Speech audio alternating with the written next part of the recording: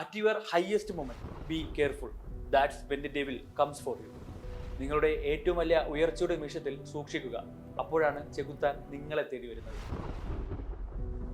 ചെകുത്താന്റെ വരവറിയിച്ചുകൊണ്ടുള്ള പോസ്റ്ററിലെ വാചകങ്ങളായിരുന്നു ഇത്. മലയാള സിനിമയിലെ നന്മതിന്മകൾ ബാർബർ ഷോപ്പുകൾ മുതൽ ന്യൂസ് ചാനലുകൾ വരെ ഓഡിറ്റ് ചെയ്യുന്ന ഈ നിമിഷത്തിൽ തിന്മയുടെ മൂർത്തീവ ഭാവമായ ചെകുത്താൻ വീണ്ടും എത്തുന്നു. ആദ്യ വരവിനേക്കാൾ ആവേശം ഇത്തവണയുണ്ട്. ആദ്യ വരവിനേക്കാൾ ആകാംക്ഷ ഇത്തവണയുണ്ട്. അതെ, മലയാളത്തിന്റെ മോഹൻലാൽ അവതരിക്കുന്നു തമോഗോളങ്ങളുടെ എമ്പുരാനായി.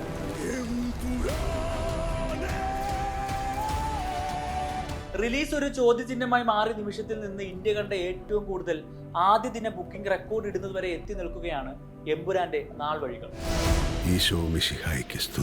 മോഹൻലാൽ എന്ന താരത്തിന്റെ തന്നെ ഏറ്റവും മോശം കാലഘട്ടമായിരുന്നു മലയാള സിനിമ കുറച്ചു കാലമായി കണ്ടുകൊണ്ടിരിക്കുന്നത്. ബറോസും മലക്കോട്ടെ വാലുബനുമെല്ലാം ബോക്സ് ഓഫീസിൽ ഫലം കാണാതെ പോയപ്പോഴും മോഹൻലാൽ ആരാധകർ ബ്രഹ്മാസ്ത്രമായി കണ്ടിരുന്നത് എമ്പുരാനെ തന്നെയാണ്. നമ്മൾ അറിയാത്തതെന്തോ സ്റ്റീഫൻ നെടുമ്പള്ളിയുടെ കഥയിലുണ്ട്. കഴിഞ്ഞ സിനിമകളുടെ മുഷിപ്പിൽ മൊത്തമായും ചില്ലറയായും തീർക്കാൻ കെൽപ്പുള്ളയാളാണ് ഖുറൈഷി എബ്രഹാം എന്ന ഒറ്റ കഥാപാത്രം. അതുവരെ തണുത്തു കിടന്ന അന്തരീക്ഷത്തെ 3 മിനിറ്റിൽ ചൂടാക്കുന്ന ഒരു കരിമരുന്ന് പ്രയോഗമായിരുന്നു എമ്പുരാന്റെ ട്രെയിലർ. 3 മിനിറ്റോളം നീണ്ടു നിൽക്കുന്ന ട്രെയിലറിൽ ഓരോ സെക്കൻഡിലും ഓരോരോ ഫ്രെയിമുകൾ. പ്രേക്ഷകന്റെ കണ്ണഞ്ചിപ്പിക്കാൻ ഇതിൽ കൂടുതൽ എന്ത് വേണം? കേരളവും വിദേശവും നോർത്ത് ഇന്ത്യയും അടങ്ങുന്ന 3 ടെറൈനുകളായി ചിതറിക്കിടക്കുന്ന വിഷ്വൽസ് എല്ലാ ഫ്രെയിമിലും റിച്ച്നെസ് നിറഞ്ഞു നിൽക്കുന്നു. മുടക്കിയ ഓരോ രൂപയും അവയിൽ നിന്നും വ്യക്തമാണ്. മലയാള സിനിമ ഇന്നേ വരെ കണ്ടിട്ടില്ലാത്ത ഒരു ദൃശ്യാനുഭവത്തിന് എമ്പുരാനിലൂടെ സാക്ഷ്യം വഹിക്കാൻ പോകുന്നെന്ന പ്രതീതി സൃഷ്ടിക്കാൻ ട്രെയിലറിന് കഴിഞ്ഞിട്ടുണ്ട്. ദൈവപുത്രൻ തന്നെ തെറ്റ് ചെയ്യുമ്പോൾ ചെകുത്താനെ അല്ലാതെ വേറെ ആരെ ആശ്രയിക്കാൻ. അതുകൊണ്ട് തന്നെ ജനസാഗരങ്ങളാണ് ആദ്യ ദിനം തന്നെ ചിത്രം കാണാൻ ബുക്ക് ചെയ്തിരിക്കുന്നത്. ബുക്കിംഗ് ഓപ്പണായി വെറും 4 മിനിറ്റിൽ പല വിവിധ സ്ക്രീനുകളിലെയും എല്ലാ സീറ്റും ഫില്ലായി.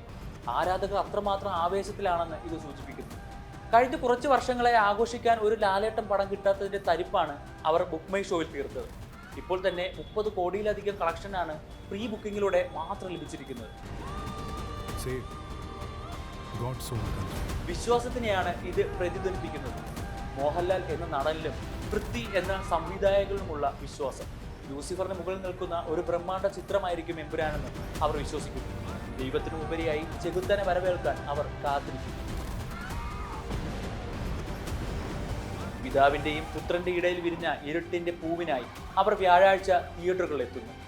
പിതാവിന്റെയും പുത്രന്റെയും ഇടയിൽ വിരിഞ്ഞ ഇരുട്ടിന്റെ. മലയാളത്തിനൊപ്പം തന്നെ മറ്റു ഭാഷകളിലും എമ്പുരാനെ സ്വീകരിക്കാൻ സജ്ജമാണ്.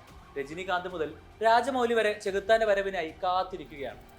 എമ്പുരാൻ മറ്റു ഭാഷകളിൽ വിജയമാവുകയാണെങ്കിൽ ഇനിയൊരു മലയാള സിനിമയ്ക്കും ബഡ്ജറ്റിനെ കുറിച്ച് പേടിക്കേണ്ടി വരില്ല. KGF പോലെ തന്നെ എമ്പുരാനെ അവർ കൊണ്ടാടുമെന്ന് പറയാൻ സാധിക്കും. കൂടാതെ ഐമാക്സ് എന്ന സാധ്യതയെ ആദ്യമായി പ്രയോജനപ്പെടുത്തുന്ന ഇന്ത്യൻ സിനിമയായും എമ്പുരാൻ മാറിയിരിക്കുകയാണ്. വ്യാഴാഴ്ച എമ്പുരാൻ തിയേറ്ററിലേക്ക് എത്തുമ്പോൾ പ്രത്യേകതകൾ ഏറെയാണ്. അവയെല്ലാം എന്തു തന്നെയായാലും മലയാളി എമ്പുരാനെ ഒരു ഉത്സവ പ്രതീതിയോടെയാണ് നോക്കിക്കാണുന്നത്. പൃഥ്വി എന്ന എക്സ്ട്രാ ഓർഡിനറി സംവിധായകൻ മോഹൻലാൽ എന്ന നടനെ വെച്ചുകൊണ്ട് ലൂസിഫറിന്റെ 2ാം ഭാഗം എടുക്കുമ്പോൾ മാഗ്നം ഓപ്പസിൽ കുറഞ്ഞതൊന്നും മലയാളി പ്രതീക്ഷിക്കുന്നില്ല. But answer this one question. Who are you really?